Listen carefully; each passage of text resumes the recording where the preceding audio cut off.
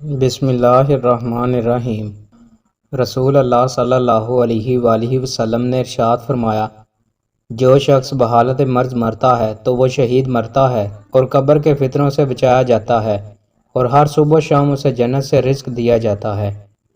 رسول اللہ صلی اللہ علیہ وآلہ وسلم نے ارشاد فرمایا، جو شخص جتنا مسجد میں دور سے آتا ہے اتنا ہی زیادہ ثواب کا حقدار ہوتا ہے۔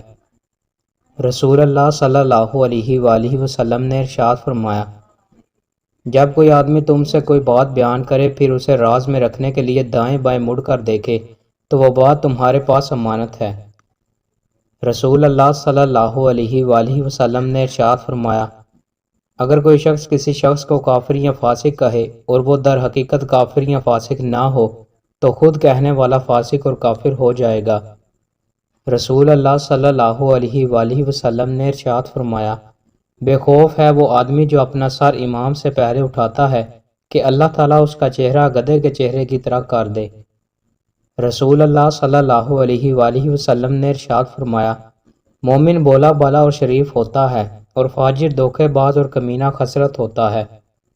رسول اللہ صلی اللہ علیہ وآلہ وسلم نے ارشاد فرمایا، کوئی شخص اپنا ہاتھ نہ پونچھے جب تک اسے چاٹ نہ لے، کیونکہ اسے معلوم نہیں کہ کھانے کے کس حصے میں برکت ہے۔ رسول اللہ صلی اللہ علیہ وآلہ وسلم نے ارشاد فرمایا، لوگوں پر ایک زمانہ آئے گا کہ ان کا مقصد ان کا پیٹ ہوگا اور دولت ان کی عزت ہوگی اور عورت ان کا قبلہ ہوگا اور روپیہ ان کا دین ہوگا اور وہ بدترین لوگ ہوں گے اور آخرت میں ان کا حصہ نہیں ہوگا۔ رسول اللہ صلی اللہ علیہ وآلہ وسلم نے ارشاد فرمایا، میری امت میں ایسے برے لوگ پیدا ہو جائیں گے جو گانے بجانے کو حلال بنا لیں گے۔ رسول اللہ صلی اللہ علیہ وآلہ وسلم نے ارشاد فرمایا، کیا میں تمہیں ایک ایسے عمل کی خبر نہ دوں جو تمہارے اعمال میں سب سے بہترین ہے، جو تمہارے بادشاہ کے ہاں بڑا پاکیزہ ہے، جو تمہارے درجات کو سب سے زیادہ بلند کرنے والا ہے، جو سونے چاندی کا صدقہ کرنے سے بہتر ہے، جو جہاد میں دشمن کو مارنے یا شہید ہونے سے بھی بہتر ہے؟